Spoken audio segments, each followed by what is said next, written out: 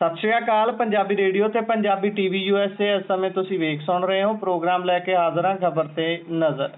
ਇਸ ਪ੍ਰੋਗਰਾਮ ਦੇ ਵਿੱਚ ਦੇਸ਼ ਵਿਦੇਸ਼ ਦੇ ਨਾਲ ਜੁੜੀਆਂ ਹੋਈਆਂ ਖਬਰਾਂ ਤੇ ਪਾਈਦਾ ਚਾਨਣਾ ਤੇ ਹਰ ਰੋਜ਼ ਦੀ ਤਰ੍ਹਾਂ ਸਾਡੇ ਨਾਲ ਸਾਥ ਹੁੰਦਾ ਹੈ ਸੀਨੀਅਰ ਪੱਤਰਕਾਰ ਮਿੰਟੂ ਗੁਰਸਰੀਆ ਜੀ ਦਾ। ਕਰਦੇ ਹਾਂ ਉਹਨਾਂ ਦਾ ਪ੍ਰੋਗਰਾਮ ਦੇ ਵਿੱਚ ਨਿੱਘਾ ਸਵਾਗਤ। ਬਹੁਤ ਬਹੁਤ ਸਵਾਗਤ ਹੈ ਜੀ। ਸ਼ੁਕਰੀਆ ਸਾਰਿਆਂ ਨੂੰ। ਸਤਿ ਸ਼੍ਰੀ ਅਕਾਲ ਜੀ। ਸਤਿ ਸ਼੍ਰੀ ਅਕਾਲ ਜੀ। ਅੱਜ ਦੇ ਪ੍ਰੋਗਰਾਮ ਦੇ ਸਪਾਂਸਰਸ ਦਾ ਕਰਦੇ ਚੱਲੀਏ ਧੰਨਵਾਦ। ਖਾਲਸਾ ਇੰਸ਼ੋਰੈਂਸ ਲੰਬੇ ਸਮੇਂ ਤੋਂ ਇੰਸ਼ੋਰੈਂਸ ਦੇ ਖੇਤਰ ਦੇ ਵਿੱਚ ਸੇਵਾਵਾਂ ਨਿਭਾ ਰਹੇ ਨੇ। ਤੁਸੀਂ ਵੀ ਸੰਪਰਕ ਕਰ ਸਕਦੇ ਹੋ। ਨੰਬਰ ਹੈ 408 272 2500। ਟਿਰਕਿਆਣਾ ਇਮੀਗ੍ਰੇਸ਼ਨ ਲਾ ਫਰਮ, ਜੇ ਟਿਰਕਿਆਣਾ ਉਹਨਾਂ ਨਾਲ ਸੰਪਰਕ ਕਰ ਸਕਦੇ ਹੋ ਕਿਸੇ ਵੀ ਤਰ੍ਹਾਂ ਦੀ ਇਮੀਗ੍ਰੇਸ਼ਨ ਦੇ ਬਾਬਤ ਸਲਾਹ ਕਰਨ ਦੇ ਲਈ। Krishan Dhanota Yuba City, Baljinder Singh Nijjar Woodland, GN lube ਵਾਲੇ ਟਰੱਕ ਵਾਸ਼ ਕਰਦੇ ਨੇ, ਆਇਲ ਚੇਂਜ ਕਰਦੇ ਨੇ, 에ਅਰ ਬ੍ਰੇਕਸ ਦਾ ਕੰਮ ਤਸੱਲੀ ਬਖਸ਼ ਕਰਦੇ ਨੇ। ਤੁਸੀਂ ਇਹਨਾਂ ਦੇ ਕੋਲੋਂ ਨਵੇਂ ਪੁਰਾਣੇ ਟਾਇਰ ਵੀ ਖਰੀਦ ਸਕਦੇ ਹੋ। ਲੋਕੇਸ਼ਨ ਸੈਂਟਾਨੀਲਾ ਦੀ ਹੈ। ਨਿੰਮਾ ਸਹੂਤਾ ਉਹਨਾਂ ਦਾ ਨੰਬਰ ਨੋਟ ਕਰ ਸਕਦੇ ਹੋ। ਨੰਬਰ ਹੈ 209 277 0113। Jaswinder Singh Nagra, Roseville, Avtar Singh Sangha Yuba City, Baldev Singh Kang ਯੂਬਾ ਸਿਟੀ। ਬਹੁਤ ਬਹੁਤ ਧੰਨਵਾਦ ਹੈ ਇਹਨਾਂ ਸਾਰੇ ਸਪਾਂਸਰਸ ਦਾ। ਰੁਕ ਕਰਦੇ ਹਾਂ ਖਬਰਾਂ ਦਾ। ਸਭ ਤੋਂ ਪਹਿਲੀ ਖਬਰ ਤੇ ਮਿੰਟੂ ਜੀ ਜੇਕਰ ਚੱਲੀਏ ਆਪਾਂ ਤਾਂ ਇਲਜ਼ਾਮਾਂ ਦੀ ਲੜੀ ਟੁੱਟ ਨਹੀਂ ਰਹੀ।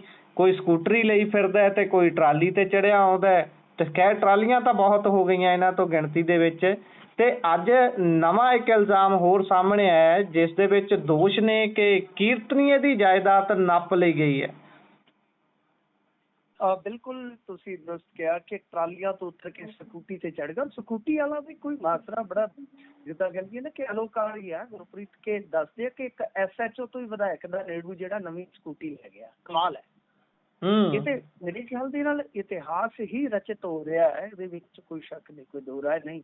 ਗੁਰਪ੍ਰੀਤ ਕੇ ਪਹਿਲੇ ਨਿਜ਼ਾਮ ਵੀ ਕੁਛ ਇਸੇ ਪ੍ਰਕਾਰ ਦੇ ਸੀਗੇ, ਪਰ ਐਤਕੀ ਤੇ ਕਹਿ ਲਓ ਕਿ ਏਦਾਂ ਲੱਗਦਾ ਕਿ ਲਿਮਕਾ ਬੁੱਕ ਆਫ ਰਿਕਾਰਡਸ ਦੇ ਵਿੱਚ ਜਾਣ ਲਈ ਇਹ ਤਤਪਰ ਹੋਏ ਪਏ ਨੇ। ਫਿਲਹਾਲ ਉਹ ਸਕੂਟੀ ਵਾਲਾ ਮਾਮਲਾ ਜਿਹੜਾ ਉਹ ਇੱਕ ਪੱਤਰਕਾਰ ਨੇ ਨਸ਼ਰ ਕੀਤਾ, ਬਹੁਤ ਸੀਨੀਅਰ ਜਰਨਲਿਸਟ ਆ। ਉਹ ਕਹਿੰਦੇ ਕਿ ਗਾਂ SHO ਨੇ ਥਾਣੇ ਦੇ ਵਿੱਚ ਬੋਝ ਪਾ ਦਿੱਤਾ ਛੋਟੇ ਮੁਲਾਜ਼ਮਾਂ ਤੇ ਕਿ ਬਈ ਆਓ ਰਲ ਮਿਲ ਕੇ, ਜਿਵੇਂ ਨਾ ਆਓ ਰਲ ਮਿਲ ਕੇ ਸਿਰਜੀਏ ਪੰਜਾਬ, ਕਿ ਆਓ ਰਲ ਮਿਲ ਕੇ ਮੱਥਾ ਡੱਬੀਏ ਜਨਾਬ। ਤਾਂ ਉਹ ਮਾਨਸਾ ਜ਼ਿਲ੍ਹੇ ਦੀ ਗੱਲ ਦੱਸੀ ਜਾ ਰਹੀ ਆ। ਅੱਜ ਇੱਕ ਬੜੀ ਵੱਡੀ ਸਨਸਨੀਖੇਜ਼ ਇੰਟਰਵਿਊ ਜਿਹੜੀ ਹੈ ਨਾ ਸਵੇਰੇ ਪ੍ਰਕਾਸ਼ਿਤ ਹੁੰਦੀ ਹੈ, ਪ੍ਰਕਾਸ਼ਿਤ ਨਹੀਂ ਕਹਿ ਸਕਦੇ, ਨਸ਼ਰ ਹੁੰਦੀ ਹੈ। ਨਸ਼ਰ ਹੁੰਦੀ ਆ ਕਿ ਉਹਦੇ 'ਚ ਹਰਬੰਸ ਸਿੰਘ ਜਗਾਦਰੀ ਹੈ।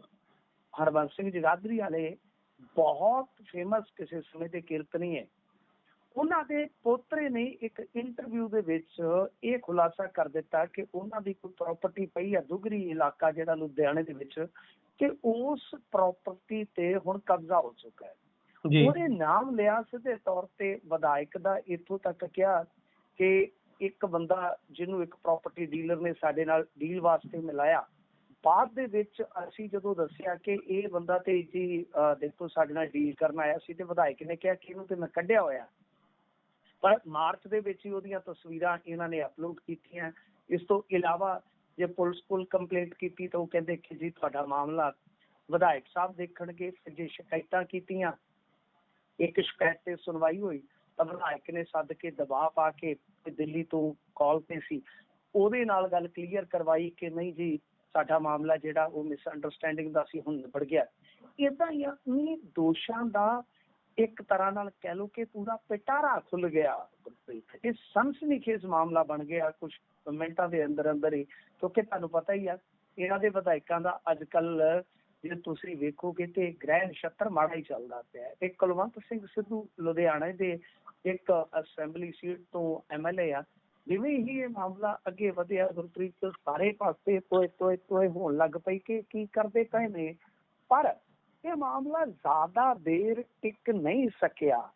ਕਿਉਂਕਿ ਬਾਅਦ ਦੇ ਵਿੱਚ ਲਗਭਗ ਕੋਈ 3:30-4 ਵਜੇ ਦੇ ਕਰੀਬ ਇੱਕ ਨਸੂਹਾਂ ਆਉਣ ਲੱਗ ਪਈਆਂ ਕਿ ਸੰਬੰਧਿਤ ਧਿਰ ਦੇ ਨਾਲ ਜਿਹੜੇ ਕੁਲਵੰਤ ਸਿੰਘ ਸਿੱਧੂ ਆ ਉਹਨਾਂ ਨੇ ਕਿਤੇ ਨਾ ਕਿਤੇ ਕਹਿ ਲਓ ਰਾਜੀਨਾਮਾ ਕਰ ਲਿਆ। ਕਿਵੇਂ ਕੀਤਾ ਪਤਾ ਨਹੀਂ, ਪਰ ਇੱਕ ਵੀਡੀਓ ਬਾਅਦ ਦੇ ਵਿੱਚ ਨਸ਼ਰ ਹੁੰਦੀ ਹੈ। ਉਸ ਵੀਡੀਓ ਦੇ ਵਿੱਚ ਉਕਤ ਨੌਜਵਾਨ ਜਿਹੜਾ ਹਰਬੰਸ ਸਿੰਘ ਜਗਾਦਰੀ ਵਾਲੇ ਦੇ ਪੋਤਰੇ ਆ, ਉਹ ਬੋਲਦਾ ਹੈ ਤੇ ਕਹਿੰਦਾ ਕਿ ਜੀ ਦੇਖੋ ਮਤਲਬ ਕਿ ਵੈਸੇ ਉਹ ਤੇ ਘੱਟ ਬੋਲਦਾ, ਵਿਧਾਇਕ ਹੀ ਜ਼ਿਆਦਾ ਸਾਰੀ ਗੱਲ ਬੋਲਦਾ ਹੈ ਕਿ ਅਸਲ ਦੇ ਵਿੱਚ ਜੀ ਇਹ ਜਿਹੜੀ ਇਹਨਾਂ ਦੀ ਪ੍ਰਾਪਰਟੀ ਆ, ਇਹਨਾਂ ਨੂੰ ਗਲਤ ਫਹਿਮੀ ਹੋ ਗਈ, ਸਿਆਸੀ ਚੱਕ ਚਾ ਕੇ ਇਹਨਾਂ ਨੇ ਮੇਰਾ ਨਾਮ ਲੈ ਦਿੱਤਾ ਛੱਡ ਕੇ ਨਾਲ 2 ਬੰਦਿਆਂ ਦੇ ਸਪੈਸੀਫਿਕ ਨਾਮ ਲਏ ਜਾਂਦੇ ਨੇ ਗੁਰਪ੍ਰੀਤ ਕਿ ਇਹਨਾਂ ਬੰਦਿਆਂ ਦੇ ਖਿਲਾਫ ਅਸੀਂ ਕਾਰਵਾਈ ਕਰਾਂਗੇ।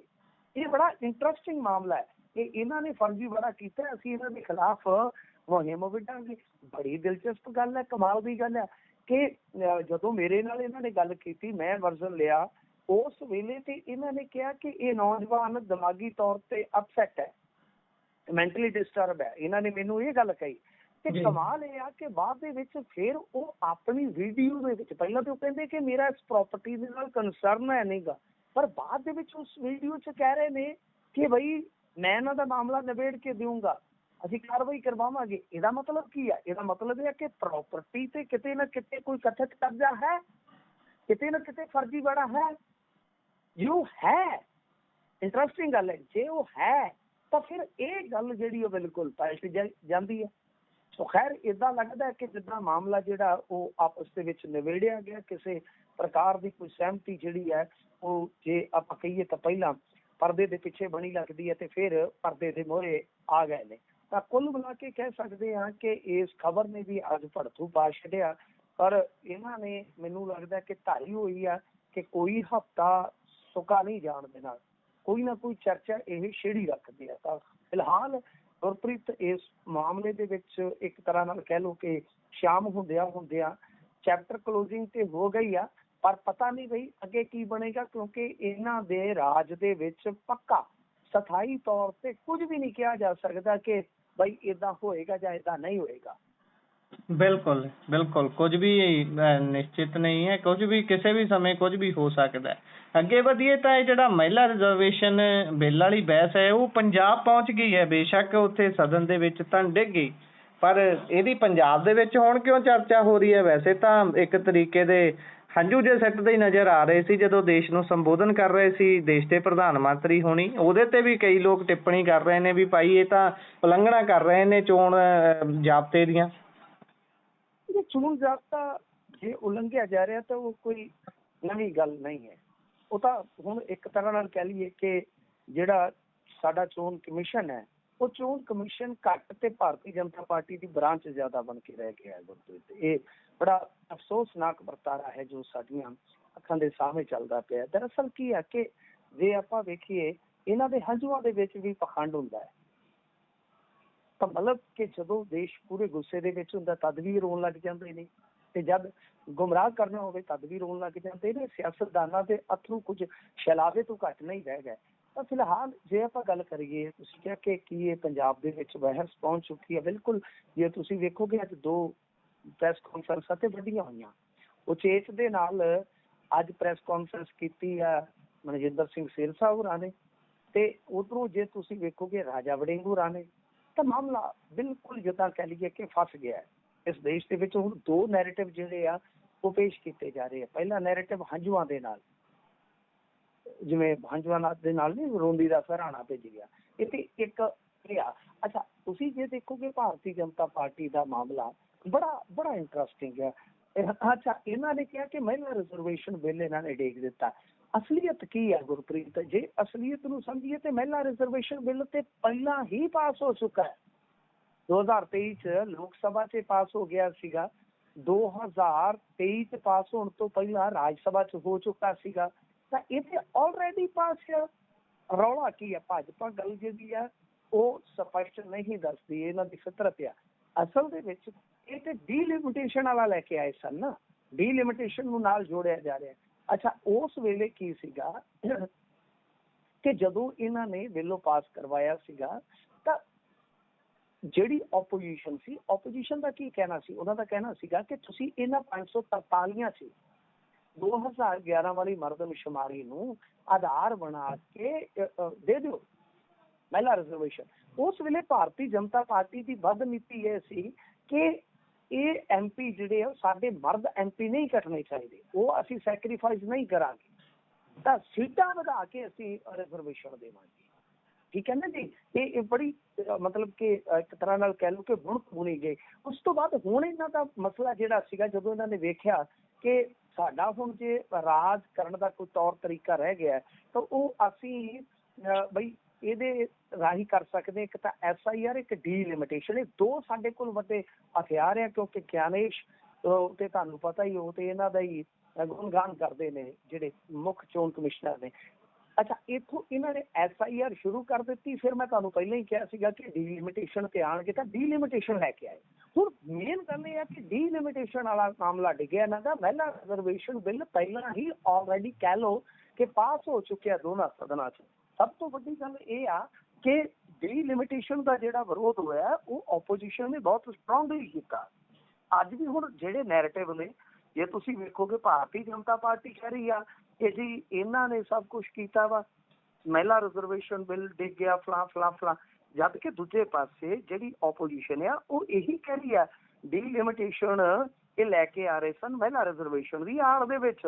ਹੁਣ ਜਿਹੜੀ ਕਹਾਣੀ ਆ ਉਹ ਇਹ ਆ ਕਿ ਤੁਸੀਂ ਦੇਖੋ, ਸਟਾਲਿਨ ਸਾਊਥ ਦੇ ਵਿੱਚ ਸਟਾਲਿਨ ਨੇ ਤੇ ਡੀਲਿਮਿਟੇਸ਼ਨ ਨੂੰ ਦੱਸ ਕੇ ਜਿਸ ਤਰ੍ਹਾਂ ਖਰੜਾ ਸਾੜਿਆ ਸੀਗਾ, ਉਹਦੀ ਸਥਿਤੀ ਮਜ਼ਬੂਤ ਹੋਈ ਆ। ਇਸੇ ਤਰ੍ਹਾਂ ਜੇ ਤੁਸੀਂ ਬੰਗਾਲ ਦੇ ਵਿੱਚ ਵੇਖੋਗੇ, ਮਮਤਾ ਬੈਨਰਜੀ ਨੇ ਵੀ ਕਿਹਾ ਕਿ ਤੇ ਸਾਡੇ ਅਸਤਿਤਵ, ਜਿਸ ਨੂੰ ਆਪਾਂ ਹੋਂਦ ਕਹਿੰਦੇ ਆ, ਇਹ ਤੇ ਸਾਡੀ ਹੋਂਦ ਤੇ ਹਮਲਾ ਸੀਗਾ। ਤਾਂ ਕੁੱਲ ਮਿਲਾ ਕੇ ਆਪਾਂ ਕਹਿ ਸਕਦੇ ਆ ਕਿ ਠੀਕ ਆ, ਇਹ ਆਪ ਦਾ ਨੈਰੇਟਿਵ ਬੁਣ ਕੇ ਲੋਕਾਂ ਦੇ ਵਿੱਚ ਲਿਜਾ ਰਹੇ ਨੇ, ਪਰ ਇਹਨਾਂ ਨੂੰ ਨੁਕਸਾਨ ਵੀ ਹੋਇਆ ਇਸ ਚੀਜ਼ ਦਾ। ਅੱਛਾ, ਜੇ ਇਹਨਾਂ ਨੇ ਇੰਨੀ ਸੰਜੀਦਗੀ ਦਿਖਾਉਣੀ ਸੀਗੀ ਇਸ ਬਿੱਲ ਪ੍ਰਤੀ, ਤਾਂ ਦੇਖੋ ਇਹ ਸੰਵਿਧਾਨਕ ਸੋਚ ਸੀ ਗੁਰਪ੍ਰੀਤ। ਪਹਿਲੀ ਗੱਲ ਤੇ ਨੋਟ ਕਰਨ ਵਾਲੀ ਇਹ ਹੈ, ਇਹ ਸਧਾਰਨ ਬਿੱਲ ਨਹੀਂ ਸੀ, ਇਹ ਇੱਕ ਸੰਵਿਧਾਨਕ ਸੋਚ ਸੀ। ਸੰਵਿਧਾਨਕ ਸੋਚ ਦੇ ਵਿੱਚ ਤੁਹਾਨੂੰ ਪਤਾ ਹੈ ਕਿ ਤੁਸੀਂ ਹੁਣ ਇਕੱਲੇ ਇਹ ਭਾਰਤੀ ਜਨਤਾ ਪਾਰਟੀ ਦੀ ਸਰਕਾਰ ਤੇ ਹੈ ਹੀ ਨਹੀਂ, ਇਹ ਤੇ ਐਕਚੁਅਲ ਚ NDA ਸਰਕਾਰ ਹੈ ਨਾ, ਅਲਾਇੰਸ ਦੀ ਸਰਕਾਰ ਚੱਲ ਰਹੀ ਆ। ਅੱਛਾ, ਇਹਨਾਂ ਦੇ ਕੋਲ ਤੇ ਸਪਸ਼ਟ ਬਹੁਮਤ ਹੈ ਨਹੀਂਗਾ। ਹੁਣ ਦੇਖੋ, ਤੁਹਾਡੇ ਕੋਲ ਜਦੋਂ ਸਪਸ਼ਟ ਬਹੁਮਤ ਹੀ ਹੈ ਨਹੀਂ, ਫਿਰ 2/3 ਦਾ ਅੰਕੜਾ ਤੇ ਕਦੇ ਆ ਹੀ ਨਹੀਂ ਸਕਦਾ ਕਿ ਤੁਹਾਨੂੰ ਸੰਵਿਧਾਨਕ ਸੋਧ ਵਾਸਤੇ ਜਿਹੜਾ 2/3 ਦਾ ਅੰਕੜਾ ਚਾਹੀਦਾ, ਉਹ ਤੇ ਆ ਹੀ ਨਹੀਂ ਸਕਦਾ ਕਿਸੇ ਵੀ ਹਾਲਤ ਦੇ ਵਿੱਚ। ਤਾਂ ਇਹਦੇ ਚ ਕੀ ਬਣਦਾ ਸੀਗਾ ਸਿਨੈਰੀਓ, ਇਹਦੇ ਚ ਇੱਕ ਇਹ ਦ੍ਰਿਸ਼ ਬਣ ਸਕਦਾ ਸੀਗਾ, ਇਹ ਇੱਕ ਯਤਨ ਕੀਤਾ ਜਾ ਸਕਦਾ ਸੀ ਕਿ ਭਾਰਤੀ ਜਨਤਾ ਪਾਰਟੀ ਆਪੋਜੀਸ਼ਨ ਨੂੰ ਭਰੋਸੇ ਚ ਲੈਂਦੀ ਕਿ ਭਾਈ ਆਹ ਸੰਵਿਧਾਨਕ ਸੋਧ ਦੇਸ਼ ਦੇ ਹਿੱਤ ਜ਼ਰੂਰੀ ਆ। ਉਹਦੇ ਵਿੱਚ ਇਹ ਮੰਨ ਲਓ ਆਪੋਜੀਸ਼ਨ ਨੂੰ ਲੱਗਦਾ ਉਹਨਾਂ ਦੇ ਸਾਰੇ ਡਾਊਟ ਕਲੀਅਰ ਹੋ ਜਾਂਦੇ ਤਾਂ ਉਹ ਸਹਿਯੋਗ ਕਰਦੇ। ਜਦ ਕਿ ਜੇ ਸੰਜੀਦਗੀ ਹੁੰਦੀ ਇਸ ਪ੍ਰਕਾਰ ਦੀ ਤਾਂ ਇਹਨਾਂ ਨੇ ਤਾਂ ਕੋਈ ਯਤਨ ਹੀ ਨਹੀਂ ਕੀਤਾ ਇਸ ਪ੍ਰਕਾਰ ਦਾ। ਤਾਂ ਹੁਣ ਸਭ ਤੋਂ ਜ਼ਿਆਦਾ ਯਤਨ ਕੀਤਾ ਜਾ ਰਿਹਾ ਕਿ ਅਸੀਂ ਇਸ ਨੈਰੇਟਿਵ ਨੂੰ ਜਿਤਾ ਦਈਏ ਕਿ ਇਹ ਜੀ ਮਹਿਲਾ ਵਿਰੋਧੀ ਨੇ। ਜਦ ਕਿ ਮਹਿਲਾ ਵਿਰੋਧੀ ਕੌਣ ਆ, ਕਿਸ ਤਰ੍ਹਾਂ ਮਹਿਲਾ ਦੇ ਮਾਮਲੇ ਦੇ ਵਿੱਚ ਕਿਹਨੇ ਜਸੂਸੀਆਂ ਕਰਵਾਈਆਂ, ਕਿਹਨੇ ਘਰ ਵਾਲੀ ਛੱਡੀ, ਕਿਹਨੇ ਸਰੂਪ ਨਖਾ ਕਹਿ ਕੇ ਮੈਂਬਰ ਪਾਰਲੀਮੈਂਟ ਦਾ ਮਜ਼ਾਕ ਉਡਾਇਆ। ਜਿਵੇਂ ਉਹਨਾਂ ਚੀਜ਼ਾਂ 'ਚ ਜਾਵਾਂ ਤੇ ਬਹੁਤ ਲੰਮੀਆਂ ਗੱਲਾਂ ਹੋ ਜਾਣਗੀਆਂ। ਅੱਜ ਜਿਹੜੇ ਮਹਿਲਾ ਗਰਿਮਾ ਦੀ ਗੱਲ ਕਰਦੇ, ਮਹਿਲਾ ਅਧਿਕਾਰਾਂ ਦੀ ਗੱਲ ਕਰਦੇ ਆ, ਤਾਂ ਗੱਲ ਅਸਲ ਦੇ ਵਿੱਚ ਹੁਣ ਦੋ ਨੈਰੇਟਿਵ ਦੀ ਲੜਾਈ ਹੋ ਗਈ ਆ। ਇਹ ਹੁਣ ਵੇਖੋ ਕੌਣ ਇਹਦੇ 'ਚ ਕਿਸ ਨੂੰ ਪਛਾੜਦਾ ਹੈ। ਪਰ ਜੋ ਮਹਿਲਾ ਰਿਜ਼ਰਵੇਸ਼ਨ ਦਾ ਪ੍ਰਚਾਰ ਕੀਤਾ ਜਾ ਰਿਹਾ, ਬੇਸਿਕਲੀ ਉਹਦੇ 'ਚ ਅਧੂਰਾ ਸੱਚ ਜਿਹੜਾ ਹੈ ਉਹ ਲੋਕਾਂ ਤੱਕ ਉੱਪੜ ਰਿਹਾ। ਹੁਣ ਇੱਥੇ ਹੀ ਆਪੋਜੀਸ਼ਨ ਦਾ ਵੀ ਜ਼ੋਰ ਮੇਰੇ ਖਿਆਲ ਦੇ ਨਾਲ ਅਜ਼ਮਾਇਆ ਜਾਊਗਾ, ਇਹਨਾਂ 'ਚ ਕਿੰਨਾ ਕੁ ਦਮ ਆ। ਤੇ ਜੇ ਐਤਕੀ ਵੀ ਇਸ ਨੈਰੇਟਿਵ ਦੀ ਲੜਾਈ ਦੇ ਵਿੱਚ ਪਛੜ ਜਾਂਦੇ ਨੇ ਕਾਂਗਰਸ ਵਾਲੇ ਜਾਂ ਇਹਨਾਂ ਦੇ ਅਲਾਈਡ, ਤਾਂ ਮੇਰੇ ਖਿਆਲ ਦੇ ਨਾਲ ਬਹੁਤ ਇਹਨਾਂ ਦੀ ਕ੍ਰੈਡੀਬਿਲਿਟੀ ਤੇ ਜਾਂ ਕਹਿ ਲਓ ਕਿ ਇਹਨਾਂ ਦੀ ਰਾਜਨੀਤੀ ਦੀ ਪੈਂਤੜੇਬਾਜ਼ੀ ਹੈ ਜੋ ਉਹਨਾਂ ਤੇ ਸਵਾਲ ਉੱਠਣਗੇ। ਜੀ ਬਿਲਕੁਲ ਇਸੇ ਤਰੀਕੇ ਦੀ ਗੱਲ ਹੈ। ਖੈਰ, ਇਸ ਤੋਂ ਅੱਗੇ ਜੇਕਰ ਵਧੀਏ ਤਾਂ ਉਧਰ ਮਧੂ ਕਿਸ਼ਵਰ, ਜਿਨ੍ਹਾਂ ਤੇ ਅਕਸਰ ਜਿਨ੍ਹਾਂ ਨੂੰ ਆਪਾਂ ਮੋਦੀ ਹੋਣਾ ਦੀ ਆਲੋਚਨਾ ਕਰਦੇ ਹਾਂ, ਦੇਖਦੇ ਹਾਂ, ਉਹਨਾਂ ਤੇ ਮੁਕੱਦਮਾ ਦਰਜ ਹੋਇਆ ਹੈ, ਉਹ ਵੀ ਚੰਡੀਗੜ੍ਹ ਦੇ ਵਿੱਚ। ਬਿਲਕੁਲ ਇਹ ਕਈ ਦਿਨ ਤੋਂ ਮਾਮਲਾ ਚੱਲ ਰਿਹਾ ਸੀਗਾ। ਤੁਹਾਨੂੰ ਪਤਾ ਇਹਨਾਂ ਨੇ ਬਹੁਤ ਵੱਡੇ ਦੋਸ਼ ਲਾਏ ਸੀਗੇ। ਪਹਿਲਾਂ ਪ੍ਰਧਾਨ ਮੰਤਰੀ ਦੀਆਂ ਕਿਸੇ ਵੇਲੇ ਸਿਫਤਾਂ ਕਰਿਆ ਕਰਦੇ ਸੀ, ਫਿਰ ਇਹਨਾਂ ਨੇ ਬੜੇ ਤਗੜੇ ਪ੍ਰਧਾਨ ਮੰਤਰੀ ਬਾਰੇ ਖੁਲਾਸੇ ਕਰਨੇ ਸ਼ੁਰੂ ਕਰ ਦਿੱਤੇ। ਤਾਂ ਫਿਲਹਾਲ ਰਾਈਟਰ ਮਧੂ ਕਿਸ਼ਵਰ ਤੇ ਕੇਸ ਦਰਜ ਹੋਇਆ ਜੀ ਚੰਡੀਗੜ੍ਹ ਦੇ ਸੈਕਟਰ 26 ਦੇ ਥਾਣੇ ਦੇ ਵਿੱਚ FIR ਜਿਹੜੀ ਆ ਲਾਂਚ ਕੀਤੀ ਗਈ ਆ। ਦੇਖੋ, ਇੱਕ ਨਾ ਵੀਡੀਓ ਪਿਛਲੇ ਦਿਨੀ ਪਾਇਆ ਗਿਆ ਸੀਗਾ। ਇਸ ਵੀਡੀਓ ਦੇ ਵਿੱਚ ਮਤਲਬ ਕਿ ਏਦਾਂ ਹੈ ਕਿ ਜਿੱਦਾਂ ਨਰਿੰਦਰ ਮੋਦੀ ਲੰਮੇ ਪਏ ਹੋਣ ਤੇ ਫਿਰ ਉੱਤੇ ਇੱਕ ਲੇਡੀ ਹੈ ਜਿਹੜੀ ਉਹ ਮੂੰਹ ਦੀ ਮਾਲਿਸ਼ ਵਗੈਰਾ ਜਿਹੜੀ ਹੈ ਉਹ ਕਰ ਰਹੀ ਆ। ਅੱਛਾ, ਹੁਣ ਸ਼ਿਕਾਇਤ ਕਰਤਾ ਨੇ ਸ਼ਿਕਾਇਤ ਵੀ ਇਹੀ ਦਿੱਤੀ ਹੈ ਕਿ ਸਿਰਫ ਗਲਤੀ ਨਹੀਂ ਬਲਕਿ ਜਾਣਬੁੱਝ ਕੇ ਕੀਤਾ ਗਿਆ ਕੰਮ ਆ। ਦੋਸ਼ ਹੈ ਕਿ ਫਰਜ਼ੀ ਇਲੈਕਟ੍ਰੋਨਿਕ ਰਿਕਾਰਡ ਤਿਆਰ ਕਰਕੇ ਉਸਨੂੰ ਅਸ਼ਲੀਲ ਸ਼ਬਦਾਂ ਦੇ ਨਾਲ ਜੋੜ ਕੇ ਵਾਇਰਲ ਕੀਤਾ ਗਿਆ ਤਾਂ ਕਿ ਸੰਬੰਧਿਤ ਵਿਅਕਤੀ ਦੀ ਪ੍ਰਤਿਸ਼ਠਾ ਨੂੰ ਨੁਕਸਾਨ ਪਹੁੰਚੇ। ਦੇਖੋ ਗੱਲ ਕੀ ਆ, ਮੈਂ ਉਸ ਵੀਡੀਓ ਨੂੰ ਦੇਖਿਆ ਗੌਰ ਦੇ ਨਾਲ, ਕਿਉਂਕਿ ਸਾਡੇ ਲੋਕ ਕੋਈ ਵੀ ਇਦਾਂ ਦੀ ਚੀਜ਼ ਹੁੰਦੀ ਆ ਬਹੁਤ ਜਲਦੀ ਤੁਹਾਨੂੰ ਪਤਾ ਰਿਐਕਸ਼ਨ ਕਰਦੇ ਆ, ਮਿੱਥ ਬਣਾ ਲੈਂਦੇ ਆ। ਗੌਰ ਨਾਲ ਦੇਖੋਗੇ ਤਾਂ ਅਸਲ ਦੇ ਵਿੱਚ ਉਹ ਇੱਕ ਜਿਹੜਾ ਟੂਰਿਸਟ ਕਪਲ ਅੱਜ ਕੱਲ੍ਹ ਜਿਹੜੇ ਟੂਰ ਕਰਦੇ ਨੇ ਉਹ ਆ ਬੇਸਿਕਲੀ। ਜੇ ਤੁਸੀਂ ਦੇਖੋਗੇ ਤਾਂ ਉਹ ਉਹਨਾਂ ਦੀਆਂ ਮਤਲਬ ਕਿ ਕੁਝ ਹੋ ਸਕਦਾ ਤਸਵੀਰਾਂ ਜਾਂ ਵੀਡੀਓ ਇਸਤੇਮਾਲ ਹੋਈਆਂ ਹੋਣ, ਪਰ ਉਹ ਵੀਡੀਓ ਜਿਹੜੀ ਆ ਬਿਲਕੁਲ ਜਿੱਦਾਂ ਕਹਿ ਲਓ ਕਿ ਵਾਕਿਆ ਹੀ ਉਹ ਤੇ ਕੰਟੈਂਟ ਜਿਹੜਾ ਹੈ ਨਾ ਇਤਰਾਜ਼ਯੋਗ ਵੀ ਹੈ ਤੇ ਗੁੰਮਰਾਹਕੁੰਨ ਵੀ ਹੈ। ਤਾਂ ਬਹਰਹਾਲ ਉਹ ਜਿਹੜੀ ਵੀਡੀਓ ਸ਼ੇਅਰ ਹੋਈ ਉਹਦੇ ਤੇ ਫਿਰ ਇਹ ਸਾਰਾ ਕੁਝ ਜਿਹੜਾ ਹੁਣ ਐਕਸ਼ਨ ਦੇ ਰੂਪ ਦੇ ਵਿੱਚ ਸਾਡੇ ਸਾਹਮਣੇ ਆ। ਤਾਂ ਕੁੱਲ ਮਿਲਾ ਕੇ ਇਹ ਜਿਹੜਾ ਵੀਡੀਓ ਆ ਕੋਈ ਟਰੈਵਲ ਬਲੌਗਰ, ਜਿਵੇਂ ਮੈਂ ਤੁਹਾਨੂੰ ਕਿਹਾ ਕਿ ਇਹ ਔਰਤ ਸ਼ਾਇਦ ਹੁਣ ਤੇ ਸਾਹਮਣੇ ਵੀ ਆ ਗਈ ਆ ਕਿ ਇਹ ਟਰੈਵਲ ਬਲੌਗਰ ਹੈ ਜਿਹੜੇ ਉਹਦੀ ਪਤਨੀ ਜਿਹੜੀ ਕਿ ਦੱਸਦੇ ਆ ਕਿ ਰੈਗੂਲਰ ਆਪਣੀਆਂ ਗਤੀਵਿਧੀਆਂ ਨੂੰ ਅਪਡੇਟ ਕਰਦੀ ਹੈ। ਤਾਂ ਉਹ ਕਹਿੰਦੇ ਆ ਕਿ ਉਹ ਵੀਡੀਓ ਵੀ ਹੁਣ ਮੂਲ ਜਿਹੜਾ ਵੀਡੀਓ ਆ ਉਹ ਵੀ ਸਾਹਮਣੇ ਆ ਗਿਆ। ਮੈਂ 2-3 ਦਿਨ ਪਹਿਲਾਂ ਗੁਰਪ੍ਰੀਤ ਵੇਖ ਕੇ ਇਸ ਚੀਜ਼ ਨੂੰ ਪਹਿਲੀ ਨਜ਼ਰੇ ਹੀ ਆਂਸ ਲਿਆ ਸੀਗਾ ਕਿ ਦਰਅਸਲ ਇਹ ਵੀਡੀਓ ਜਿਹੜਾ ਹੈ ਇਹ ਪ੍ਰਧਾਨ ਮੰਤਰੀ ਦੇ ਨਾਲ ਜੋੜਿਆ ਜਾ ਰਿਹਾ। ਤਾਂ ਇਹ ਜੋ ਮਧੂ ਪੂਰਨਿਮਾ ਕਿਸ਼ਵਰ ਹੈ ਜਿਸ ਦਾ ਜਨਮ 1951 ਚ ਦਿੱਲੀ ਚ ਹੋਇਆ, ਜੇ ਆਪਾਂ ਦੇਖੀਏ ਤੇ ਵੰਡ ਦੇ ਵਿੱਚ ਇਹਨਾਂ ਦਾ ਪਰਿਵਾਰ ਜਿਹੜਾ ਸੀਗਾ ਉਹ ਪਾਕਿਸਤਾਨ ਤੋਂ ਆ ਕੇ ਇੱਧਰ ਵਸਿਆ ਸੀਗਾ।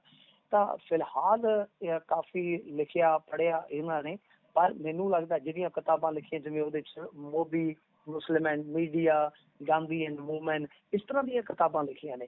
ਤਾਂ ਇਹਨਾਂ ਨੇ ਜਿਹੜਾ ਇਹ ਸਿਲਸਿਲਾ ਤੋਰਿਆ ਸੀ ਉਹ ਇਸ ਵੀਡੀਓ ਦੇ ਜ਼ਰੀਏ ਬਿਲਕੁਲ ਜਿੱਦਾਂ ਕਹਿ ਲਈਏ ਕਿ ਰੁਕ ਗਿਆ। ਤਾਂ ਇਹਨਾਂ ਨੇ ਜੋ ਹਰਕਤ ਕੀਤੀ ਆ ਗੁਰਪ੍ਰੀਤ ਮੇਰੇ ਖਿਆਲ ਦੇ ਨਾਲ ਇਹ ਗਲਤ ਹੈ, ਠੀਕ ਹੈ ਨਾ ਜੀ। ਦੂਸਰੇ ਖੁਲਾਸਿਆਂ ਤੇ ਮੈਂ ਫਿਲਹਾਲ ਨਹੀਂ ਜਾਂਦਾ। ਤਾਂ ਇਹਨਾਂ ਨੇ ਸਨਸਨੀ ਮਚਾ ਰੱਖੀ ਸੀ ਪੂਰੇ ਮੁਲਕ ਦੇ ਵਿੱਚ, ਪਰ ਜਿਹੜਾ ਉਹ ਵੀਡੀਓ ਆ ਉਸ ਵੀਡੀਓ ਨੂੰ ਪਹਿਲੀ ਨਜ਼ਰੇ ਜੇ ਤੁਸੀਂ ਵੇਖ ਲੈਂਦੇ ਤਾਂ ਤੁਸੀਂ ਵੀ ਕਹਿਣਾ ਹੈਗਾ ਕਿ ਇਹ ਵੀਡੀਓ ਜਿਹੜਾ ਗਲਤ ਆ। ਤਾਂ ਜਦੋਂ ਉਸ ਵੀਡੀਓ ਦੇ ਵਿੱਚ ਸੰਬੰਧਿਤ ਜੋੜਾ ਹੈ ਜਿਹੜਾ ਉਹ ਹੀ ਆ ਕੇ ਕਹਿ ਰਿਹਾ ਤਾਂ ਮੇਰੇ ਖਿਆਲ ਦੇ ਨਾਲ ਸ਼ਰਮ ਨਾ ਆ ਗਿਆ ਕਿ ਤੁਸੀਂ ਪਹਿਲਾਂ ਤੇ ਮੋਦੀ ਦੇ ਜੱਸ ਗਾਉਂਦੇ ਰਹੇ, ਮੋਦੀ ਦੇ ਕਸੀਦੇ ਕੱਢਦੇ ਰਹੇ ਤੇ ਅੱਜ ਇਸ ਤਰ੍ਹਾਂ ਦੀਆਂ ਗੱਲਾਂ ਕਰੋ, ਠੀਕ ਨਹੀਂ ਹੈ। ਬਾਕੀ ਨਰਿੰਦਰ ਮੋਦੀ ਬਾਰੇ ਤੇ ਬਹੁਤ ਸਾਰੀਆਂ ਚੀਜ਼ਾਂ ਤੁਹਾਨੂੰ ਪਤਾ ਹੀ ਆ ਕਿ ਕਿਸ ਤਰ੍ਹਾਂ ਦੇ ਮਾਹੌਲ ਦੇ ਵਿੱਚ ਇੱਕ ਗਵਰਨਰ ਦੀ ਚਿੱਠੀ ਪਈ ਹੈ, ਜੇ ਕਿਤੇ ਤੁਹਾਨੂੰ ਫੁਰਸਤ ਮਿਲੇ ਤਾਂ ਉਹ ਵੀ ਪੜ੍ਹ ਲੈਣਾ। ਇਸ ਵੇਲੇ ਉਹ ਗਵਰਨਰ ਨੇ। ਤਾਂ ਕਹਿਣ ਦਾ ਮਤਲਬ ਇਹ ਆ ਕਿ ਪਰ ਜੋ ਵੀ ਲਿਖਣਾ ਹੈ ਤੁਸੀਂ ਰਿਕਾਰਡ ਦੇ ਮੁਤਾਬਕ ਲਿਖੋ, ਤਥਾਤਮਕ ਲਿਖੋ।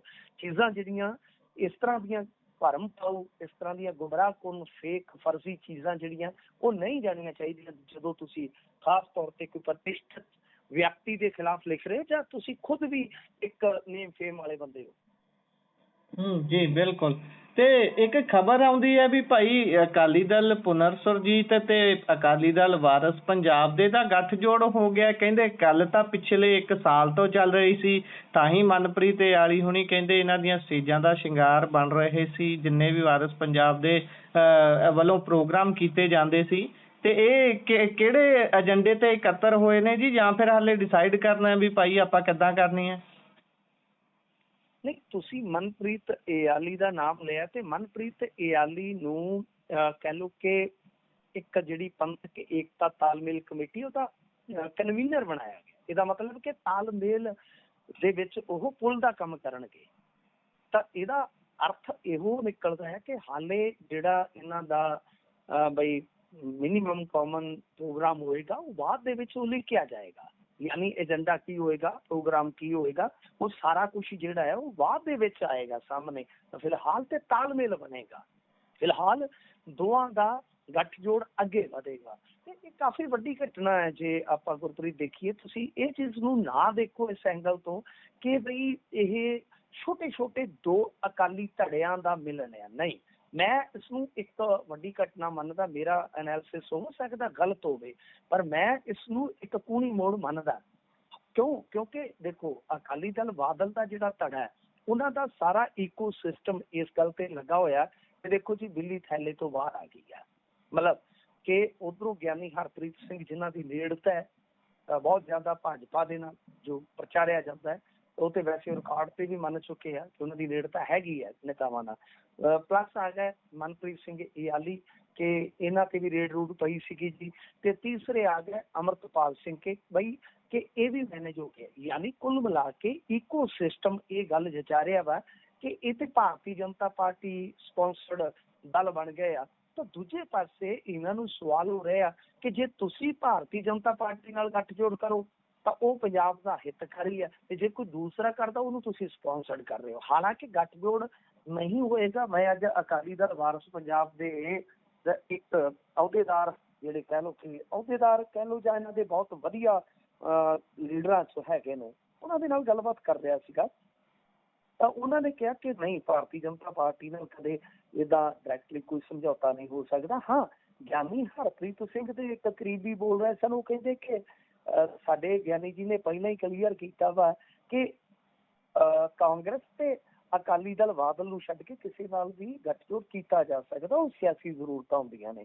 ਤਾਂ ਮਤਲਬ ਕਿ ਇਸ ਤਰ੍ਹਾਂ ਦੀਆਂ ਗੱਲਾਂ ਬਾਤਾਂ ਸੁਣਨ ਨੂੰ ਮਿਲ ਰਹੀਆਂ। ਪਰ ਮੈਂ ਜੋ ਤੁਹਾਨੂੰ ਗੱਲ ਦੱਸਣ ਜਾ ਰਿਹਾ ਹਾਂ ਕਿ ਦੇਖੋ, ਠੀਕ ਹੈ, ਇਹ ਗੱਲਾਂ ਨੇ, ਇਹ ਇਕੋ ਸਿਸਟਮ ਦਾ ਤੁਹਾਨੂੰ ਪਤਾ ਹੀ ਆ, ਨੈਰੇਟਿਵ ਬੋਲਣਾ, ਨੈਰੇਟਿਵ ਉਹਦਾ ਕਾਊਂਟਰ ਕਰਨਾ, ਉਹ ਸਾਰੀਆਂ ਚੀਜ਼ਾਂ। ਪਰ ਜੋ ਲੱਗ ਰਿਹਾ, ਜੋ ਹਕੀਕਤ ਆ, ਉਹ ਹਕੀਕਤ ਇਹ ਆ ਕਿ ਇਹ ਛੋਟੇ ਕੋਈ ਅਕਾਲੀ ਧੜੇ ਇਕੱਠੇ ਨਹੀਂ ਹੋਏ। ਮੈਂ ਜੋ ਵਿਸਾਖੀ ਤੋਂ ਅੰਦਾਜ਼ਾ ਲਾਇਆ, ਜਾਂ ਮੇਰੀਆਂ ਜਿਹੜੀਆਂ ਆਪਣੀਆਂ ਜਿੰਨੀਆਂ ਕੋਈ ਸੂਚਨਾਵਾਂ ਨੇ, ਜਾਣਕਾਰੀਆਂ, ਮੈਂ ਬਹੁਤ ਛੋਟਾ ਵਿਅਕਤੀ ਹਾਂ, ਮੈਂ ਨਹੀਂ ਕਹਿੰਦਾ ਕਿ ਮੈਂ ਬਹੁਤ ਵੱਡਾ ਤੋਪਚੀ ਹਾਂ, ਪਰ ਜਿੰਨਾ ਕੁ ਮੈਂ ਪਤਾ ਕਰ ਰਿਹਾ ਵਾਂ ਕਿ ਅਸਲ ਦੇ ਵਿੱਚ ਅਕਾਲੀ ਦਲ ਵਾਰਸ ਪੰਜਾਬ ਦੇ ਜਥੇਬੰਦੀ ਦਾ ਮਾਲਵੇ ਜਾਂ ਕਹਿ ਲਓ ਕਿ ਗੈਰ ਮਾਝਾ ਇਲਾਕੇ ਦੇ ਵਿੱਚ ਹੁਣ ਅੰਡਰ ਕਰੰਟ ਦੌੜ ਰਿਹਾ ਹੈ ਕੁਝ ਹਲਕਿਆਂ 'ਚ। ਤਾਂ ਉਹ ਜੇ ਬਾਹਰੀ ਸਤ੍ਹਾ ਤੇ ਆ ਜਾਂਦਾ ਹੈ, ਜਾਂ ਕਹਿ ਲਓ ਕਿ ਕੱਲ ਨੂੰ ਇਹ ਗੱਲਾਂ ਜਿਹੜੀਆਂ ਹੋਰ ਅੱਗੇ ਟਿਕਾਣੇ ਲੱਗਦੀਆਂ, ਤਾਂ ਉਹਦਾ ਫਾਇਦਾ ਇਹਨਾਂ ਨੂੰ ਤੇ ਨਿਸ਼ਚਿਤ ਤੌਰ ਤੇ ਹੋਏਗਾ। ਤੇ ਦੂਜਾ ਸਭ ਤੋਂ ਵੱਡਾ ਨੁਕਸਾਨ ਹੋਏਗਾ ਸੁਖਬੀਰ ਸਿੰਘ ਬਾਦਲ ਨੂੰ।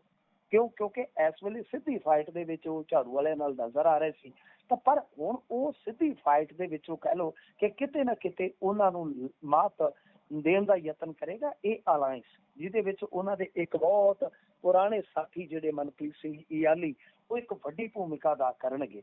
ਤੋ ਇਹ ਆਪਣੇ ਆਪ ਦੇ ਵਿੱਚ ਕਹਿ ਲਓ ਕਿ ਕਾਫੀ ਮਹੱਤਵਪੂਰਨ ਹੋ ਜਾਂਦਾ ਕਿ ਇੱਕ ਪਾਸੇ ਸੁਖਬੀਰ ਸਿੰਘ ਬਾਦਲ ਦੀ ਮੁਖਾਲਫਤ ਬੜੀ ਠੋਕ ਕੇ ਤੇ ਬੜੇ ਤੁਹਾਨੂੰ ਪਤਾ ਕਰਾਰੇ ਸ਼ਬਦਾਂ ਨਾਲ ਮਾਨ ਸਾਹਿਬ ਕਰਦੇ, ਤੇ ਦੂਜੇ ਪਾਸੇ ਧਾਰਮਿਕ ਤੌਰ ਤੇ ਉਹਨਾਂ ਦੀ ਘੇਰਾਬੰਦੀ ਕਰਨ ਵਾਸਤੇ ਇਹ ਗੱਠਜੋੜ ਵੀ ਮੈਦਾਨ ਦੇ ਵਿੱਚ ਉਤਰ ਆਏਗਾ। ਸੋ ਸੁਖਬੀਰ ਸਿੰਘ ਬਾਦਲ ਨੂੰ ਇੱਕ ਵੱਡਾ ਝਟਕਾ। ਤੇ ਮੈਂ ਜਿਵੇਂ ਤੁਹਾਨੂੰ ਕਿਹਾ ਕਿ ਜੇ ਮੰਨ ਲਓ ਨੇੜੇ ਤੇੜੇ ਜਾ ਕੇ ਗੇਮ ਪਲਟਦੀ ਹੈ, ਜਿਸ ਤਰ੍ਹਾਂ ਅਸੀਂ ਅਗਾਊ ਅੰਦਾਜ਼ਾ ਲਾ ਰਹੇ ਹਾਂ ਜਾਂ ਸਾਡੇ ਕੋਲ ਸੂਚਨਾਵਾਂ ਆ ਰਹੀਆਂ ਨੇ, ਤਾਂ ਮਾਝੇ ਤੋਂ ਬਾਹਰ ਇਹ ਅਸਰ ਪਸਾਰ ਕਰੇਗਾ। ਇਹ ਡੈਫੀਨੇਟਲੀ, ਇਹ ਤੁਸੀਂ ਦੇਖਣਾ, ਨੋਟ ਕਰਕੇ ਰੱਖ ਲੈਣਾ, ਇਹ ਹੋਏਗਾ। ਹਾਂ, ਮੈਂ ਇਹ ਕੋਈ ਚੀਜ਼ ਪ੍ਰੈਡਿਕਟ ਨਹੀਂ ਕਰਦਾ, ਉਹਦੇ ਤੋਂ ਗੁਰੇਜ਼ ਕਰਾਂਗੇ ਫਿਲਹਾਲ, ਕਿਉਂਕਿ ਸਮਾਂ ਬਹੁਤ ਬਾਕੀ ਆ ਕਿ ਏਦਾਂ ਹੋ ਜਾਏਗਾ, ਓਦਾਂ ਹੋ ਜਾਏਗਾ, ਨਹੀਂ। ਪਰ ਮਾਝੇ ਤੋਂ ਬਾਹਰ ਅਸਰ ਤੁਸੀਂ ਦੇਖਣਾ ਕਿ ਇਸ ਗੱਠਜੋੜ ਦਾ ਹੋਏਗਾ। ਤੇ ਮੇਰਾ ਤੇ ਇੱਕ ਹੋਰ ਵੀ ਮੰਨਣਾ, ਜਿਹੜੀ ਚੀਜ਼ ਸੰਭਵ ਨਹੀਂ ਹੈ ਪਰ ਮੈਂ ਉਸਨੂੰ ਫਿਰ ਵੀ ਜੇ ਮੈਂ ਖਿਆਲ ਦਾ ਤੇ ਜੇ ਮੈਂ ਚਿਤਵਦਾ, ਤਾਂ ਮੈਂ ਉਹ ਜ਼ਰੂਰ ਤੁਹਾਡੇ ਸਾਹਮਣੇ ਰੱਖਣੀ ਚਾਹਾਂਗਾ ਕਿ ਜਿਵੇਂ ਹੁਣ ਖਾਸ ਤੌਰ ਤੇ ਰੀਜਨਲ ਫੋਰਸ ਹੈ ਅਕਾਲੀ, ਉਹਦੇ ਧੜੇ ਜਿੰਨੇ ਮਰਜ਼ੀ ਕਹਿ ਲਓ, ਜੇ ਉਹ ਸਾਰੇ ਅੱਜ ਦੀ ਤਰੀਕ 'ਚ ਇਕੱਠੇ ਹੋ ਜਾਣ ਗੁਰਪ੍ਰੀਤ, ਫਿਰ ਮੇਰਾ ਮੰਨਣਾ ਹੈ ਕਿ ਉਹ ਜਾਂ ਤਾਂ ਸਰਕਾਰ ਬਣਾ ਸਕਦੇ ਜਾਂ ਬਣਾਉਣ ਦੇ ਬਿਲਕੁਲ ਕਰੀਬ ਚਲੇ ਜਾਣਗੇ। ਯਾਨੀ ਸੁਖਬੀਰ ਸਿੰਘ ਬਾਦਲ, ਹਾਲਾਂਕਿ ਸੁਖਬੀਰ ਸਿੰਘ ਬਾਦਲ ਦੀ ਪ੍ਰਧਾਨਗੀ ਨੂੰ ਲੈ ਕੇ ਰੇੜਕਾ ਹੈ, ਅਦਰਵਾਈਜ਼ ਸਾਰੀਆਂ ਚੀਜ਼ਾਂ ਸੈੱਟ ਹੋ ਸਕਦੀਆਂ। ਮਤਲਬ ਕਿ ਜੇ ਇਹ 3-4 ਧੜੇ ਜਿਹੜੇ ਆ ਉਹ ਇੱਕ ਪਲੇਟਫਾਰਮ ਤੇ ਆ ਜਾਣ, ਜੇ ਲਾ ਕੇ ਗੱਲ ਕਰਦੇ ਆ, ਤਾਂ ਮੇਰੇ ਖਿਆਲ ਦੇ ਨਾਲ ਇਹ ਦੂਜਿਆਂ ਨੂੰ ਪਛਾੜ ਦੇਣਗੇ, ਚਾਹੇ ਫਿਰ ਉਹਦੇ 'ਚ ਝਾੜੂ ਵਾਲੇ ਹੋਣ, ਚਾਹੇ ਉਹਦੇ 'ਚ ਭਾਜਪਾ ਆ ਜਾਵੇ, ਚਾਹੇ ਕਾਂਗਰਸ ਆ ਜਾਵੇ। ਐਸਾ ਸਿਨੈਰੀਓ ਹੈ ਜਾਂ ਸੰਭਾਵੀ ਆਪਾਂ ਕਹਿ ਲਈਏ। ਤਾਂ ਫਿਲਹਾਲ ਇਹ ਇੱਕ ਵੱਡੀ ਖਬਰ ਆ। ਮੀਡੀਆ ਇਸ ਨੂੰ ਬੇਸ਼ੱਕ ਇਗਨੋਰ ਕਰੇ, ਮੁੱਖ ਧਾਰਾ ਦਾ ਮੀਡੀਆ, ਪਰ ਮੇਰੇ ਖਿਆਲ ਦੇ ਨਾਲ ਇਹ ਕੋਈ ਛੋਟੀ ਜਿਹੀ ਗੱਲ ਨਹੀਂ ਹੈਗੀ ਜਿਸ ਨੂੰ ਇਗਨੋਰ ਕੀਤਾ ਜਾ ਸਕਦਾ ਹੈ। ਪੰਥਕ ਰਾਜਨੀਤੀ ਦੇ ਲਿਹਾਜ਼ ਨਾਲ ਕਾਫੀ ਵੱਡੀ ਗੱਲ ਹੈ। ਜੀ ਬਿਲਕੁਲ ਬਿਲਕੁਲ। ਤੇ ਅੱਗੇ ਵਧੀਏ ਤਾਂ ਉਧਰ ਖਹਿਰਾ ਹੋਣੀ ਪੰਜਾਬ ਸਰਕਾਰ ਨੂੰ ਅੱਜ ਨਵੇਂ ਐਂਗਲ ਤੋਂ ਘੇਰਿਆ ਜੀ। ਹਾਂਜੀ, ਉਹਨਾਂ ਨੂੰ ਮੈਂ ਕਹਿੰਦਾ ਹੁੰਦਾ ਕਿ ਸੁਖਪਾਲ ਸੱਪਾਂ ਵਾਲੇ ਯਾਨੀ ਖਹਿਰਾ ਸਾਹਿਬ ਜਿਹੜੇ ਕੋਈ ਨਾ ਕੋਈ ਸੱਪ ਕੱਢਦੇ ਆ। ਓਪੋਜੀਸ਼ਨ ਦੇ ਲੀਡਰਾਂ ਦਾ ਰੋਲ ਇਸੇ ਤਰ੍ਹਾਂ ਦਾ ਰਹਿਣਾ ਚਾਹੀਦਾ। ਗੁਰਪ੍ਰੀਤ ਤੋਂ ਖੁਸ਼ੀ ਹੁੰਦੀ ਹੈ ਤੇ ਚਲੋ ਸੱਤਾਧਾਰੀ ਧਿਰ ਦੇ ਵਿੱਚ ਜਦੋਂ ਜਾਂਦੇ ਨੇ ਲੀਡਰ, ਉਦੋਂ ਇਹਨਾਂ ਦਾ ਰੋਲ ਥੋੜਾ ਜਿਹਾ ਜੁਦਾ ਹੋ ਜਾਂਦਾ ਹੈ, ਜੋ ਆਮ ਭੂਮਿਕਾ ਇਹਨਾਂ ਦੀ ਰਹਿੰਦੀ ਓਪੋਜੀਸ਼ਨ 'ਚ ਹੁੰਦੇ ਆ। ਪਰ ਫਿਰ ਵੀ ਜਿਹੜਾ ਵੀ ਕੋਈ ਓਪੋਜੀਸ਼ਨ 'ਚ ਰਹਿੰਦਾ ਤੇ ਉਹਦਾ ਹੱਕ ਤੇ ਬਣਦਾ ਘੱਟੋ ਘੱਟ ਉਸ ਭੂਮਿਕਾ ਦੇ ਨਾਲ ਨਿਆਂ ਕਰੇ। ਤਾਂ ਅੱਜ ਇਹਨਾਂ ਨੇ ਮੁੱਦਾ ਚੁੱਕਿਆ ਵਾ ਕਿ ਜੋ ਠੱਗੇ ਗਏ ਸੀ, ਤੁਹਾਨੂੰ ਪਤਾ ਉਹ ਜਿਹੜੀ ਕੰਪਨੀ ਸੀ ਸ਼ਾਇਦ ਪਾਰਲ, ਉਹਦਾ ਮੁੱਦਾ ਚੁੱਕਿਆ ਇਹਨਾਂ ਨੇ। ਸਰਕਾਰ ਨੂੰ ਕਾਫੀ ਇਹਨਾਂ ਨੇ ਰਗੜੇ ਲਾਏ ਆ, ਕਾਫੀ ਲੰਮੀ ਚੌੜੀ ਪ੍ਰੈਸ ਵਾਰਤਾ ਵੀ ਕੀਤੀ ਆ, ਲਾਈਵ ਤੁਹਾਨੂੰ ਪਤਾ ਹੈ ਆਪਣੇ ਪੇਜ ਤੋਂ ਪਾਉਂਦੇ ਆ, ਕਿਉਂਕਿ ਜਿਹੜਾ ਮੁੱਖ ਧਾਰਾ ਦਾ ਮੀਡੀਆ, ਖਾਸ ਤੌਰ ਤੇ ਪੰਜਾਬੀ ਮੀਡੀਆ, ਉਹਦੇ ਵਿੱਚ ਤੇ ਕਈ ਵਾਰ ਇਹ ਤੁਹਾਨੂੰ ਪਤਾ ਹੀ ਆ ਕਾਫੀ ਜ਼ਿਆਦਾ ਤਲਖ ਸ਼ਬਦ ਇਸਤੇਮਾਲ ਕਰਦੇ ਨੇ ਮੀਡੀਆ ਬਾਬਤ, ਕਿ ਜਿਹੜਾ ਇੱਥੋਂ ਦਾ ਮੀਡੀਆ ਹੈਗਾ ਉਹ ਬਿਲਕੁਲ ਝੁਕ ਚੁੱਕਾ ਹੈ।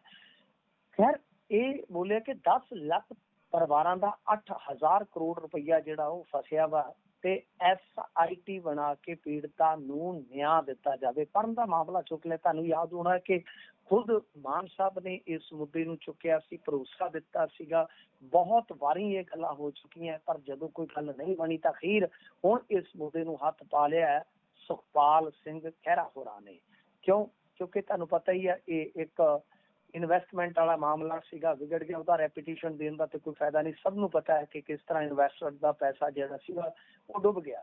ਤੇ ਉਸ ਤੋਂ ਬਾਅਦ ਸੁਪਰੀਮ ਕੋਰਟ ਨੇ ਲੋਢਾ ਕਮੇਟੀ ਦਾ ਗਠਨ ਕੀਤਾ ਸੀਗਾ, ਜਿਸ ਨੇ ਸਿਫਾਰਿਸ਼ ਕੀਤੀ ਸੀ ਕਿ ਪ੍ਰਾਪਰਟੀਆਂ ਵੇਚ ਕੇ ਨਿਵੇਸ਼ਕਾਂ ਦਾ ਪੈਸਾ ਜਿਹੜਾ ਉਹ ਵਾਪਸ ਕੀਤਾ ਜਾ ਸਕਦਾ ਹੈ। 16 ਚ ਉਹ ਫੈਸਲਾ ਆਇਆ ਸੀਗਾ, 10 ਸਾਲ ਹੋ ਗਏ ਤੇ ਕੇਵਲ ਕਹਿੰਦੇ ਆ ਕਿ 2% ਇਨਵੈਸਟਰਸ ਦਾ ਹੀ ਮੂਲ ਜਿਹੜਾ ਉਹ ਵਾਪਸ ਹੋਇਆ। 98% ਲੋਕ ਹਾਲੇ ਵੀ ਜਿਹੜੇ ਆ ਉਹ ਕਿਤੇ ਨਾ ਕਿਤੇ ਇਸ ਹੱਕ ਤੋਂ ਵਿਰਵੇ ਆ। ਤਾਂ ਭਗਵੰਤ ਮਾਨ ਹੋਰਾਂ ਨੂੰ ਪੁਰਾਣੇ ਵਾਅਦੇ ਜਿਹੜੇ ਆ ਉਹ ਅੱਜ ਯਾਦ ਕਰਵਾਏ ਗਏ ਆ। ਤਾਂ ਫਿਲਹਾਲ ਜ਼ਬਤ ਜ਼ਮੀਨਾਂ ਤੇ ਦੱਸਦੇ ਆ ਕਿ ਨਜਾਇਜ਼ ਮਾਈਨਿੰਗ ਵੀ ਹੋ ਰਹੀ ਆ, ਐਸਾ ਇਹਨਾਂ ਦਾ ਖੁਲਾਸਾ ਹੈ। ਤਾਂ ਬਿਲਕੁਲ ਗੁਰਪ੍ਰੀਤ, ਮੈਂ ਇਹਨਾਂ ਦੀ ਗੱਲ ਦੇ ਨਾਲ ਸਹਿਮਤ ਆ। ਮਾਨ ਸਾਹਿਬ ਨੇ ਬਹੁਤ ਵਾਰੀ ਬਿਆਨਬਾਜ਼ੀ ਕੀਤੀ ਆ। ਇਹਨਾਂ ਦੇ ਆਪਣੇ ਇਲਾਕੇ ਦੇ ਬਹੁਤ ਸਾਰੇ ਇਨਵੈਸਟਰ ਜਿਹੜੇ ਉਹ ਡੁੱਬੇ ਆ। ਜ਼ਿਆਦਾਤਰ ਪੈਸਾ ਡੁੱਬਿਆ ਹੀ ਬਰਨਾਲਾ ਸੰਗਰੂਰ ਵਾਲੀ ਸਾਈਡ ਦੇ ਬੰਦਿਆਂ ਦਾ। ਇਹਨਾਂ ਨੂੰ ਚਾਹੀਦਾ ਕਿ ਜੋ ਪੰਜਾਬ ਦੇ ਵਿੱਚ ਕਰ ਸਕਦੇ ਆ ਬੈਸਟ ਤੋਂ ਬੈਸਟ, ਇਹਨਾਂ ਨੂੰ ਫੌਰੀ ਤੌਰ ਤੇ ਕਰ ਦੇਣਾ ਚਾਹੀਦਾ। ਤੁਹਾਨੂੰ ਯਾਦ ਹੋਣਾ ਜਲੰਧਰ ਜਿਮਨੀ ਚੋਣ ਦੇ ਵਿੱਚ ਵੀ ਇਹ ਮੁੱਦਾ ਇੱਕ ਵਾਰੀ ਉੱਠਿਆ ਸੀਗਾ। ਜੀ, ਇਸ ਖੇਤਰ ਦੇ ਲੋਕਾਂ ਦਾ ਵੀ ਬਹੁਤ ਪੈਸਾ ਹੈ ਜੀ। ਹੁਸ਼ਿਆਰਪੁਰ, ਜਲੰਧਰ ਇਹ ਖਿੱਤੇ ਦੇ ਵਿੱਚ ਵੀ ਹਜ਼ਾਰਾਂ ਹੀ ਲੋਕ ਨੇ ਜਿਹੜੇ ਬਿਲਕਦੇ ਨੇ। ਇੱਥੇ ਤਾਂ ਇਕੱਠ ਵੀ ਬਹੁਤ ਹੋ ਹਟੇ ਨੇ। ਲੋਕਾਂ ਨੇ ਨਿੱਜੀ ਤੌਰ ਤੇ ਪੈਸੇ ਖਰਚ ਕੇ ਸੰਘਰਸ਼ ਵਿੱਢਣ ਦੀ ਕੋਸ਼ਿਸ਼ ਕੀਤੀ ਹੈ, ਪਰ ਗੱਲ ਕੋਈ ਨਹੀਂ ਬਣਦੀ ਜੀ, ਸਿਰੇ ਨਹੀਂ ਲੱਗਦੀ। ਉਹ ਵਿੱਚ ਹੀ ਟੁੱਟ ਜਾਂਦੇ ਨੇ ਬੰਦੇ, ਕਿਉਂਕਿ ਵਿੱਚੋਂ ਕੁਝ ਲੋਕ ਤਾਂ ਅਜਿਹੇ ਨੇ ਜਿਹੜੇ ਬਿਲਕਦੇ ਨੇ ਵੀ ਭਾਈ ਅਸੀਂ ਮੂੰਹ ਦਿਖਾਉਣ ਜੋਗੇ ਨਹੀਂ ਰਹੇ। ਲੋਕ ਸਾਡੇ, ਅਸੀਂ ਰੈਪੂਟੇਟਿਵ ਜੌਬਾਂ ਕਰਦੇ ਸੀ ਤੇ ਹੁਣ ਅਸੀਂ ਜਦੋਂ ਲੋਕ ਸਾਨੂੰ ਪੁੱਛਦੇ ਨੇ ਵੀ ਭਾਈ ਮੈਂ ਤੁਹਾਡੇ ਥਰੂ ਪੈਸੇ ਲਾਏ ਸੀ ਤੇ ਉਹ ਪੈਸੇ ਲੋਕ ਮੰਗਦੇ ਨੇ, ਤਾਂ ਅਸੀਂ ਕਹਿੰਦੇ ਕਿਰਾਇਆ ਤੇ ਰਹਿਣ ਨੂੰ ਮਜਬੂਰ ਆ ਆਪਣੇ ਘਰ ਛੱਡ ਕੇ। ਇਹੋ ਜਿਹੀਆਂ ਸਟੋਰੀਆਂ ਨੇ ਇਹ ਜਿਹੜੀਆਂ ਮੈਂ ਅੱਖੀਂ ਦੇਖੀਆਂ ਨੇ ਤੇ ਸੁਣੀਆਂ ਨੇ ਜੀ। ਅੱਗੇ ਵਧਦੇ ਹਾਂ ਤੇ ਜਸਟਿਸ ਕਾਂਤਾ ਨੇ ਕੇਸ ਤੋਂ ਹਟਣ ਤੋਂ ਇਨਕਾਰ ਕਰ ਦਿੱਤਾ ਜੀ।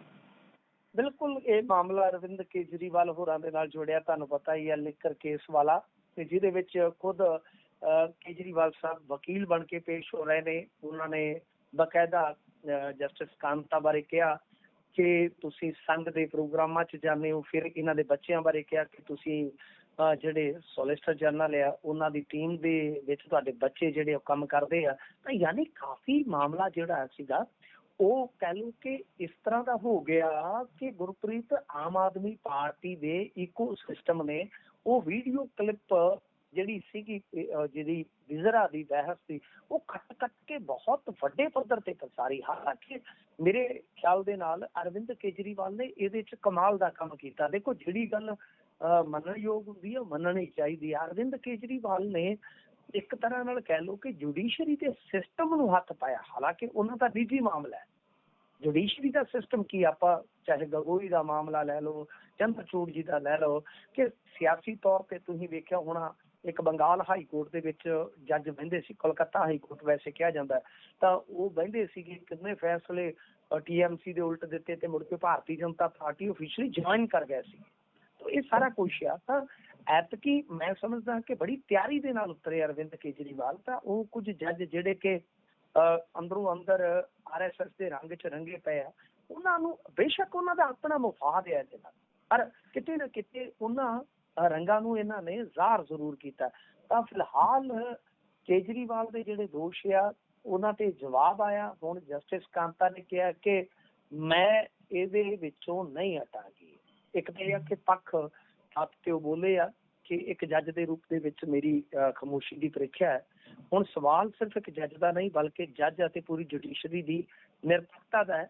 ਤਾਂ ਮਤਲਬ ਕਿ ਉਹ ਕਹਿੰਦੇ ਨੇ ਕਿ मैं ऐसा नहीं करांगी, मतलब कि जो जज की प्रतिष्ठा के मुताबिक फिर चलूंगी। ट्रायल कोर्ट के फैसले संबंधी जी टिप्पणी ते उन्होंने गल कही है कि केजरीवाल ते उन्हों की पार्टी के नेतावां नूं पहली ही तरीक ते राहत दे दी गई सी। तद केजरीवाल की पार्टी नाल जुड़े लोकां नूं ये नहीं कहा गया सीगा कि उन्हां दे पक्ष दे विच इंटरम हुक्म नहीं दिता जाना चाहिए, शायद इसलिए क्योंकि फैसले उन्हां दे पक्ष दे विच सी। जद तक न्यायिक प्रक्रिया दे विच आपत्ति नहीं सी तद दूसरी मतलब कि धिर नूं किवें आपत्ति हो सकती, किवें इतराज हो सकता। RSS दे प्रोग्रामां च जाण बारे भी उन्होंने कहा कि ये एक जो बार कौंसल होंदी आ ਉਹਦੇ प्रोग्राम सी, कोई राजनीतिक प्रोग्राम नहीं सी। पर मैडम जी ਨੂੰ मैं दस देवां कि प्रोटोकॉल मेरे ख्याल दे नाल जे ਆਪਾਂ देखिए एथिक्स ਦੇ ਮੁਤਾਬਕ ਇਹੋ ਜਿਹੀਆਂ ਚੀਜ਼ਾਂ ਦੀ ਇਜਾਜ਼ਤ नहीं ਦਿੰਦਾ। तो फिलहाल इंटरेस्टिंग है कि जज साहबा ने इस मामले तो हटन तो इनकार कर दिता है। क्यों? क्योंकि केजरीवाल बहस कर रहे हैं कि जस्टिस कांता ਨੂੰ इस केस तो हटना चाहिए है। ਜੀ ਇਸੇ ਦੇ ਨਾਲ ਪ੍ਰੋਗਰਾਮ ਦਾ ਸਮਾਂ ਇੱਥੇ ਹੀ ਸਮਾਪਤ ਹੁੰਦਾ ਹੈ। ਤੁਸੀਂ ਜੁੜੇ ਜਾਣਕਾਰੀਆਂ ਸਾਂਝੀਆਂ ਕੀਤੀਆਂ, ਬਹੁਤ ਬਹੁਤ ਧੰਨਵਾਦ ਜੀ। धन्यवाद।